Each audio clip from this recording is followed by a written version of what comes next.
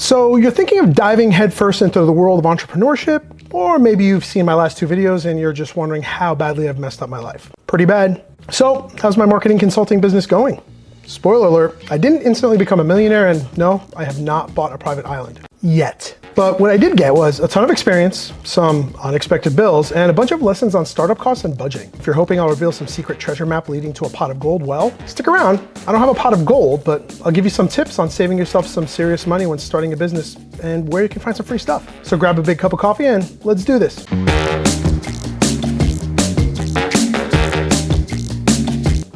It was the spring of 2023. The birds were chirping, the breeze was blowing, the butterflies were butterflying, but I was sitting in the corner of my home office that I affectionately refer to as the cave. It was a time of boundless optimism and unchecked ambition, a time my newly minted marketing and consulting business was ready to conquer the world, one software subscription at a time. One day as I was browsing through the vast digital landscape, my eyes caught something glimmering, something promising and shiny.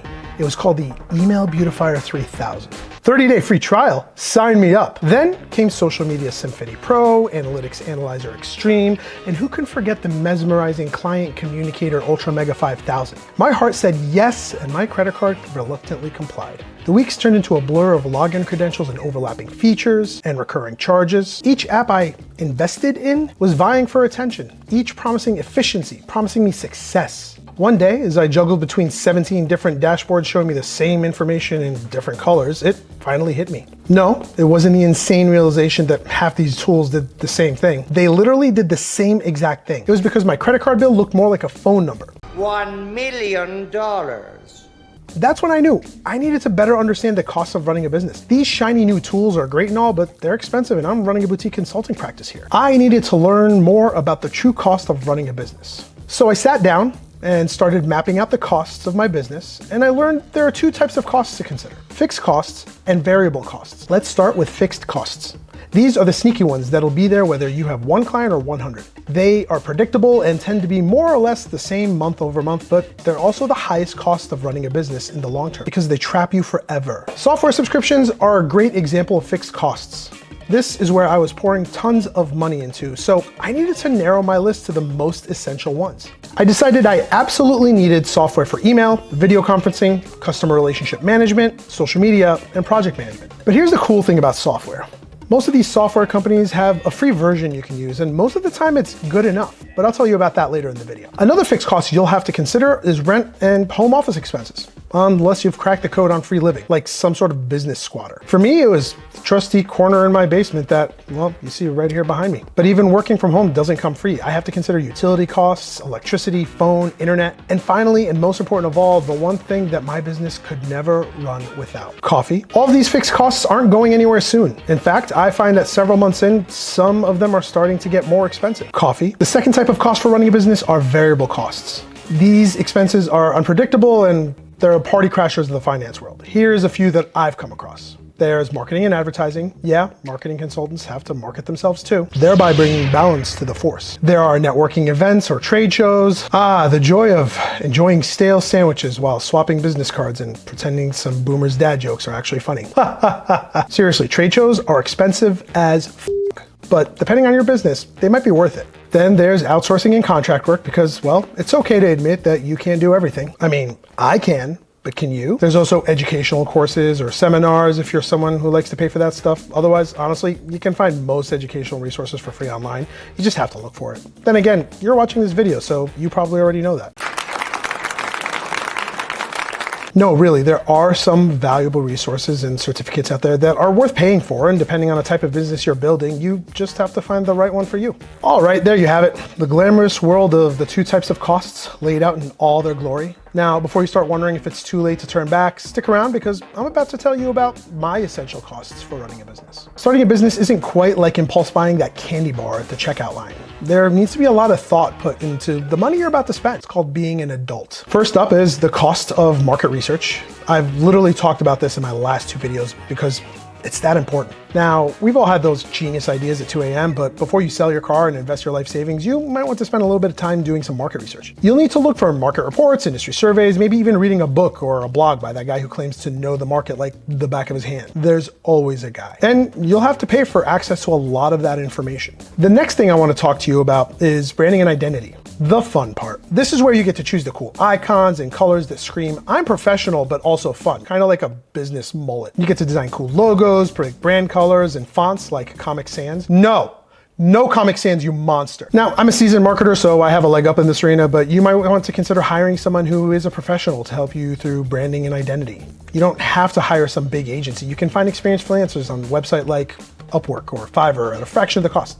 That's what I did. Then there's business cards, because nothing says professional like cardboard with your name on it. There's an argument to be made about whether business cards are necessary in this day and age, but I like to have a set just in case, and frankly, they're not that expensive. Then there's your domain and website hosting. It doesn't have to be the most perfect website to ever hit the digital realm, but it does have to be good enough. Your website is the first place prospective clients go to before doing business with you, and a good website is the cornerstone of good marketing, at least until neon flyers make a comeback. Next, and honestly one of the most important things you really need to consider, are legal and compliance fees. Let's be clear, this is not a place you can cut corners. You can't when it comes to government bullshit. Obama! Business registration fees, contracts, taxes are non-starters in the business world. You need to consider whether you need a lawyer and possibly an accountant, unless you're one of those masochists who do their own taxes. And finally, the costs that brought us to this video to begin with, professional tools and software. Look, I'd love to tell you that Microsoft Paint will do all your designs and Excel will meet all your CRM needs. I'd be lying. So budget for tools that you absolutely need and consider free options whenever possible. Here's a breakdown of the tools I use, and I've linked them below for you. By the way, I don't have an affiliate relationship with any of these companies. I don't have enough subscribers, frankly, so I guess consider liking and subscribing. I mentioned earlier the essential tools I needed: an email platform, video conferencing, CRM, social media, and project management. The tools I pay for because they are essential to my business are Google and Apollo for emailing, and Zoom for video conferencing, because it would be really unprofessional if Zoom cuts me off a call with a prospective client after the 45 free minutes are up. Not to mention stupid. The tools I use the free version of are HubSpot for my CRM, Buffer for social media, and Teamwork PM for project management. Why? Well, I'm a small one-person shop right now. I don't need, and frankly don't have time to use all the fancy features that come with paid versions. Eventually, I'll grow, I'll hire some people, and I'll have to buy these softwares, but until then, I get everything I need with the free versions. Oh, I didn't mention, I also use a free app for bookkeeping and billing called Wave App. Technically, it's not free because you get charged fees when clients pay, but there's no monthly fee and it's extraordinarily useful. Think of starting a business like building yourself a house. These startup costs are the foundation of your swanky business mansion. Without a solid foundation, well, you just have a really expensive pile of bricks. So as you dive into entrepreneurship, think of the things that matter the most for your foundation and compromise on the nice to haves. Now, before I finish here, I want to talk to you about the importance of emergency funds. You see, I debated whether I wanted to include this segment in the video because not every entrepreneur has the luxury of having a stockpile of cash for an emergency, but ultimately it's worth a mention. Emergency funds are for a rainy day or a spontaneous trip to Tahiti. Don't do that. You never know what types of costs will come up along the way. It's for when your laptop decides to take a shit, or when one client ghosts you without paying their bill.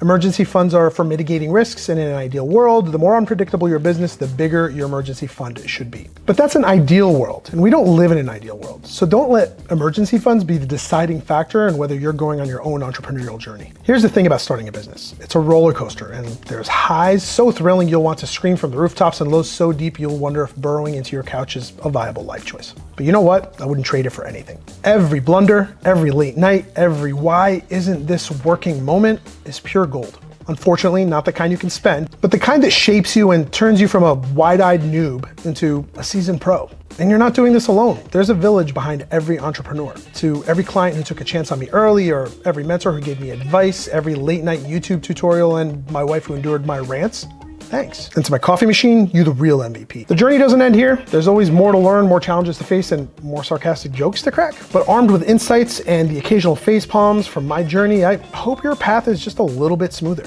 So every budding entrepreneur out there, dream big, budget wisely, and remember to laugh, especially at the hiccups. You'll need to laugh. If you've learned even a fraction from my story, or at least had a good chuckle, then mission accomplished. There, now, you're an expert. If you found today's video entertaining or insightful, give that like button a click and don't forget to subscribe. You never know what's around the corner, and I can't wait to share every rewarding step with you. Got questions? Thoughts? Did I miss an essential cost? Drop me a comment below. I'd love to hear from you. Until next time, keep those acronyms straight and your marketing game strong.